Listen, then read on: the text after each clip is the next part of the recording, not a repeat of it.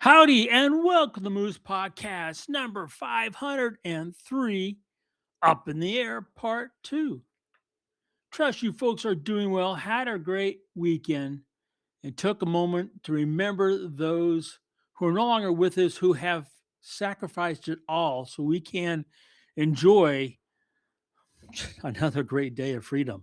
So, great thing to do every day, especially on Memorial Weekend. So thank you all who have come before and those who are serving now to make those freedoms free. Thank you. Been a busy week. Had an absolutely marvelous time with some friends in Delaware, photographing shorebirds. That red knot's still a little bit elusive, but hey, I'm getting closer. But had a great time. Had some great photography. I got a pano to, wow, you won't believe the pano I got. Wow. Hope you had the same great success and fun this past week. It's amazing how this time is flying. This episode of the Moose Podcast is being recorded with Adobe Podcast Beta. Yep, still using it. Does a great job.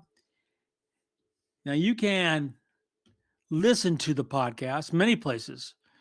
Head to the website. There's a dedicated blog post for the podcast.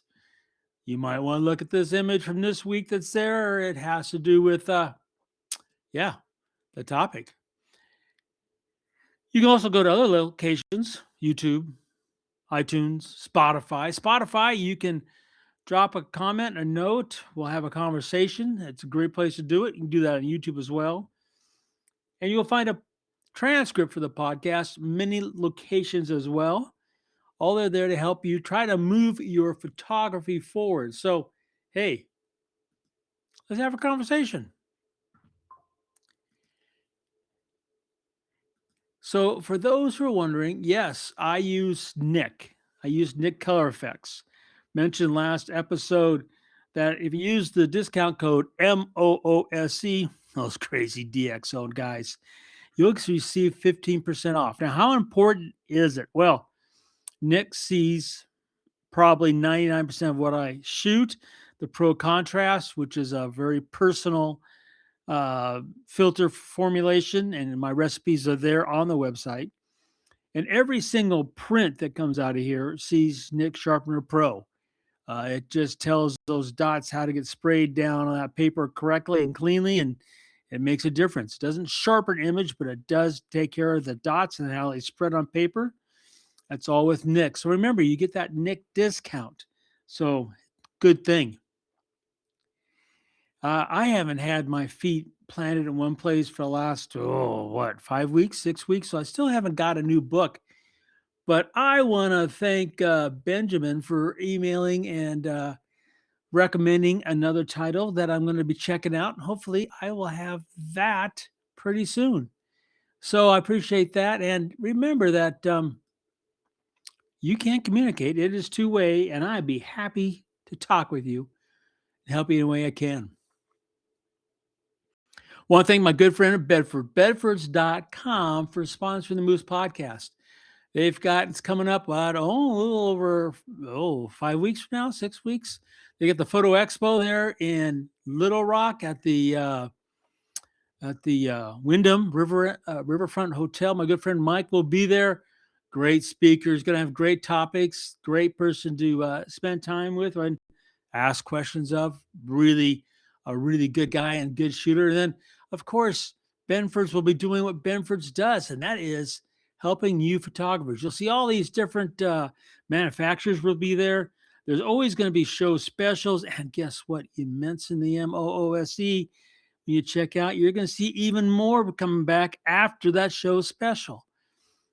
Now, if you can't get to Arkansas, they have 7 stores. You can go in personally. They have a great website, or you can talk with them personally with the old telephone.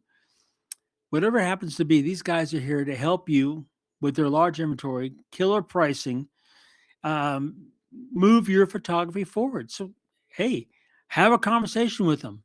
Check it out. And their used department, they got a great used department. Let me tell you, it's a great used department. That's bedfords.com. My good friends who sponsor the Moose Podcast. Well, part one seemed to have gotten folks' attention. I think it broke the number of response emails for the podcast in all these years. Uh, Very cool. I hope folks do get involved in aviation photography and eventually work to get into air to air. Now, a moment of very sincere sincerity when it comes to this. You have to understand, people have died doing air to air photography. Some of them are military folks, some are NASA folks, some are just plain old photographer folks. So you've got to treat it with a lot of respect. It can hurt you. Okay. So keep that in mind. Now, what I'm going to talk about, don't think is going to be at all. It's not going to capture or explain or illustrate all that goes into an air to air. My goal is to hopefully get you up there safely and back down safely. And if you have photographs, well, that's even better. So, air to air, first of all, following up on what we talked about last week, this happens when you have found a couple of pilots with aircraft that want to fly together. Now, you want to make sure they have their fast card, and there are a couple of different ways of getting formation trading. Fast cards are your most common methodology because flying in formation is what you're doing. You have a subject aircraft and a photo platform. You're in the photo platform. What you're photographing, of course, would be the subject. And when you're flying up there together, that is a formation. Now, formation flying comes from a lot of places, from a lot of time. Um, a lot of it comes from military, what they do to successfully fly a sortie. And some of it has been, I must say, translated and reused into civilian for different things such as air show performances, flyovers, jet, and believe it or not, just for fun. Because pilots, they have a lot of fun flying formation because it's very technical flying. So in this process, you're really not part of that process. You're just a silly camera guy or woman. And there's some really good women in aviation, air to air photography, some really great ones. Jessica comes to mind real fast. Now, when I say you're not part of the process, you're not flying the plane. The first thing you should understand is you're in a photo platform. The pilot of your plane is the pilot for the formation, whether it's just one plane off the wing or five planes off the wing, which would be a six plane formation. The pilot of the photo platform is doing the flying for everybody because the subject aircraft are basically watching your wingtip. It's how you avoid running into it. So common sense really is a big part of this process. So it starts with you're having your butt strapped into the plane. Now there's many different possible photo platforms.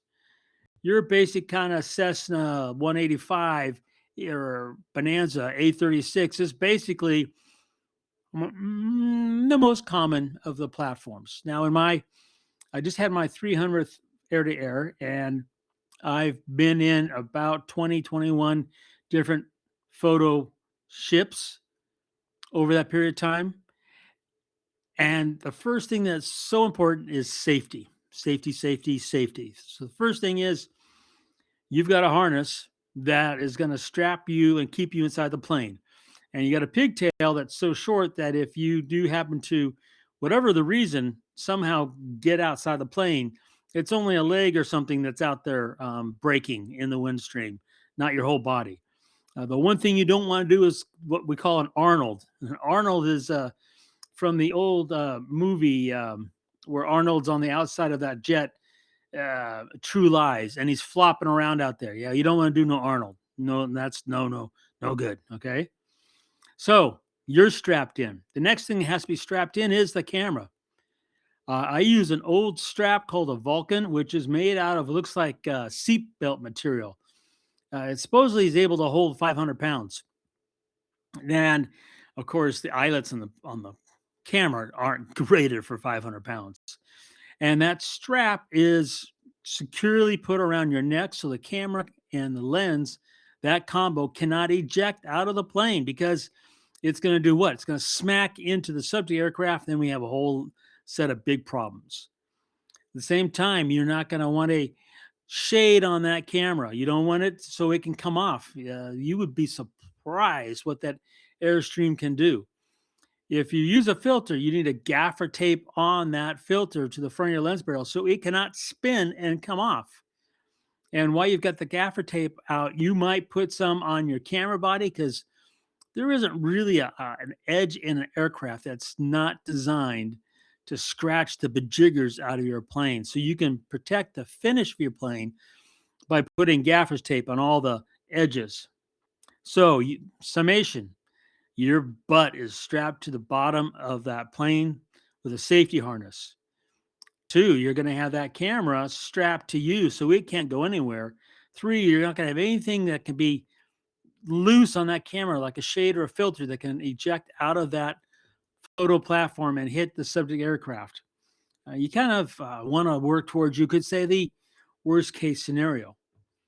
So you want to arrive at the airport ready to go. So you've got your camera strap all ready to go. You've got your harness ready to go. So if you get there and they say, let's go, you can just go. That's really important. That shows that professionalism, shows that you have thought it through. Goes a long way with pilots. Now, part of that is you want your camera settings. This is a big deal to the point where, and I should mention that I kind of follow basic kind of pilot logic. So I have lists. I have lists for everything. So I have a list laminated to my camera strap, excuse me, for air to air that goes through all the basics. The basics being the camera is going to be set to shutter priority. Okay. It's going to be set to ISO 100. I'm going to use personally either Auto Area AF or on the Z8 or Z9. Z9 is my favorite platform for shooting air to air. It's going to be set to the C2 25 by 17 square. I'm going to set it to airplane detection, which really doesn't make a difference, but that's what will be set up. The camera will be set to continuous high. Exposure compensation will be dialed in based on the light. And when it comes to starting shutter speed, be 1/125th.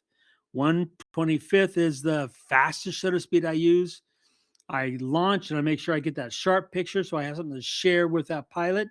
And after that, I lower the shutter speed. Then the fastest would probably be 1/80. Then most of the times be 1/40. Yes, it's being handheld. So you need to practice your handhold technique before you get up. So all those settings are dialed in, ready to go before I get to the airport. The battery's charged, card is wiped, the sensor is clean because dust is just part of this process. Thank bless that ACR now does an auto dusting, which will take care of about 85-90% of the dust spots. So you get to the airport, you're ready to go. Because this is when you really, it just gets, well, I have worked with some really fine, intelligent photographers, and as soon as they get in the plane, it's because your brain just goes to mush when you, first of all, flying without a door, right? You're just looking out the world, and right outside your door, there's another plane right there, kind of basically doing whatever you tell it to do within safety margins. It's just an experience, an adrenaline rush that wowzers. Okay, so you got to the airport, you're all set to go. Then comes the brief. What's the brief? Brief is just a basic aviation term for communication. And personally, when I do an air-to-air, we do 3 briefs. The first one, the pilots will talk to each other. You're going to listen, and they're going to talk everything from where you think you're going to go fly, and then some basic things like what kind of speed do you need, how much smash. They're going to talk about frequencies for the radio, for ATC, the tower, then once in the air, doing formation work. Communication, it's a biggie. It's really important. The next brief, and they all follow in sequential order, you're going to talk about what your goals and objectives are for that photo mission. In that process, you might be part of the first brief because you're going to talk about where you're going to go and you're going to decide what is the background you want for your photographs to tell a story. That is on you. That's not on the pilots. It's you. You're the photographer. And then after you talk about your goals and objectives and basic plans that you want to choreograph for that flight, then comes the last or the third brief where the pilots then talk about what you did, how they can accomplish it safely, in what order, and it's communication. Now you can most pilots will write things on the back of their hand, so when they're flying, they can see. Like you'll hear them say, "Let's be on fingers," and fingers is it's channel 123.45. Your fingers, and they'll tune their radio to fingers so they can talk to each other. That's a real common air-to-air frequency, for example. They will talk about the things you want to do, how close, up and down. You'll probably brief some hand signals. Hand signals are very important. I've been the number of air-to-airs I've done that the headsets work perfectly, and you could count on two hands because you're going to be the one that moves that plane around to get the shot you want. Communication, it's really important. Hand signals, really a must.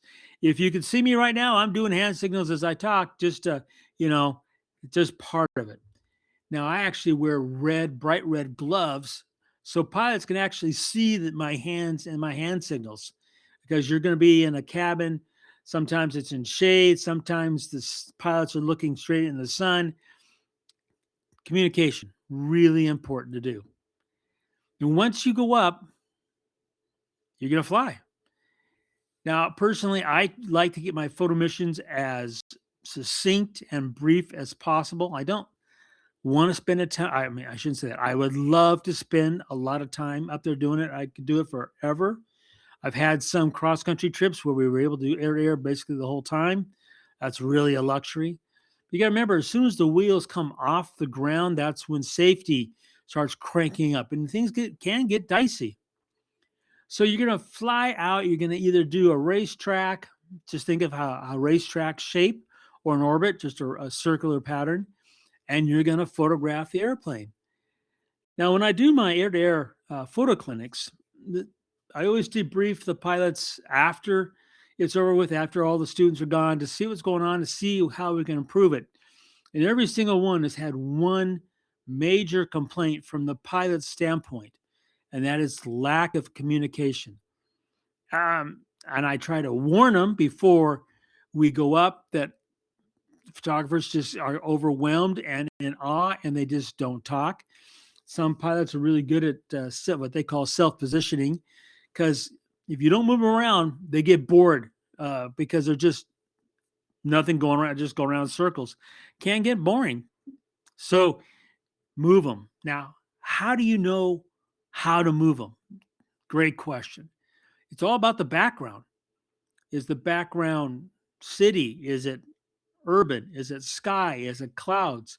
Combination thereof. The story you want to tell is how you move them. You move them in small increments. So you go up or down in, this is in the brief, you talk about it, and I say up 5, 10, down 5, back 5.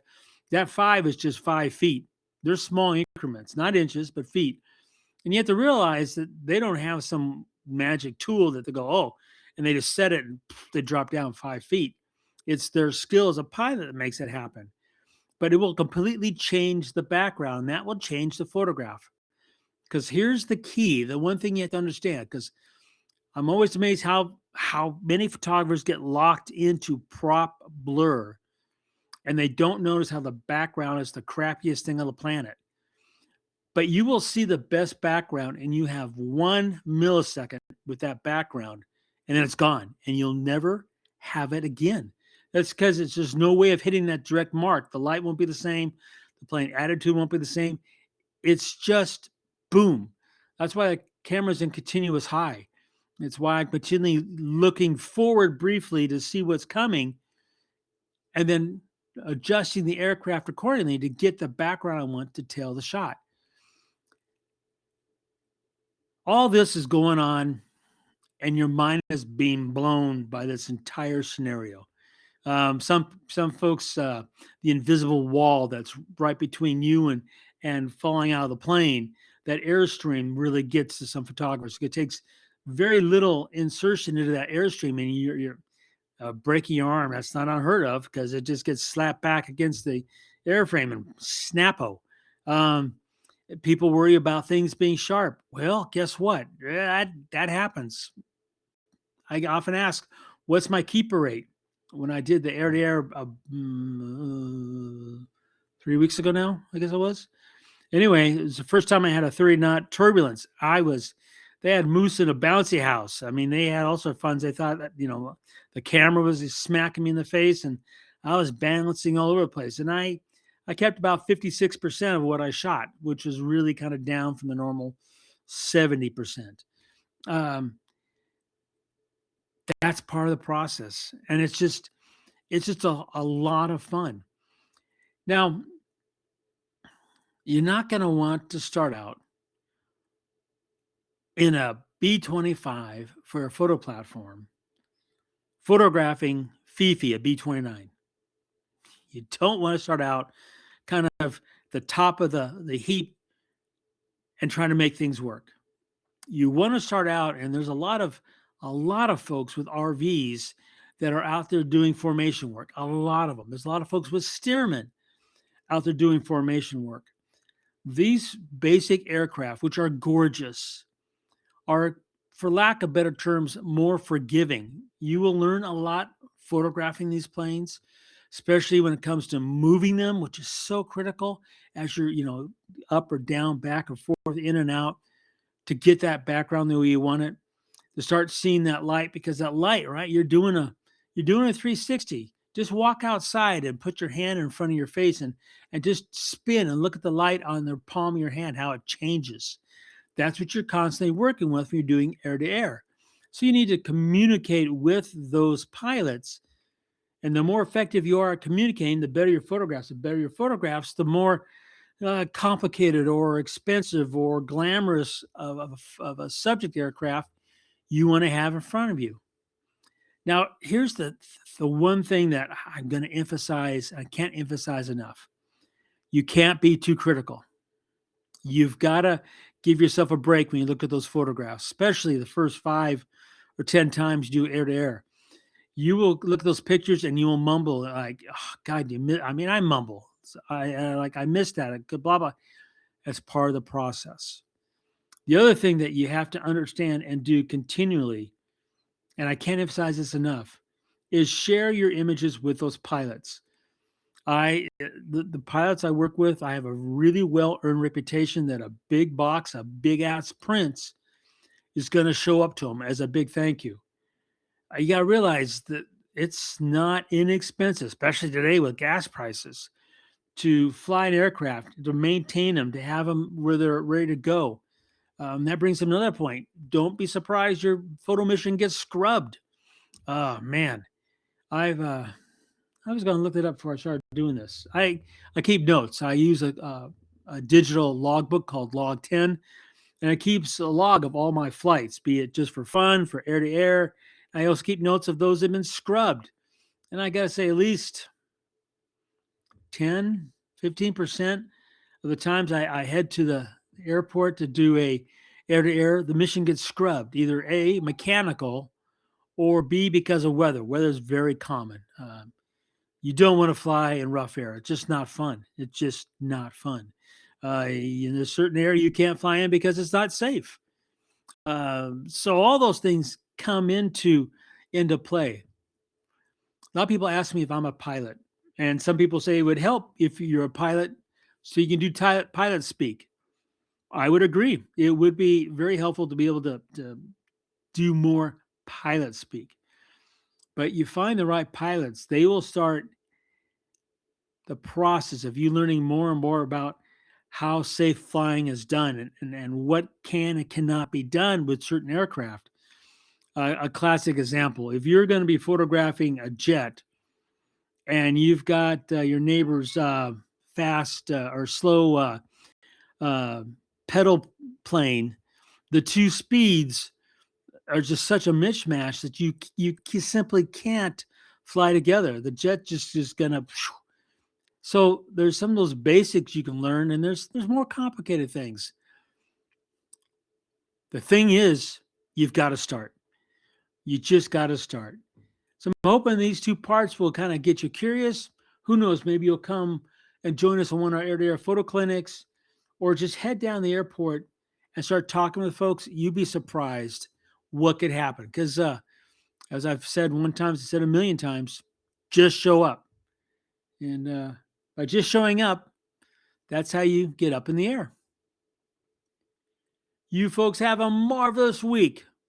Appreciate you hearing from you. I appreciate you for being a listener and engaged. It means a lot to me. Take care and make every click your story.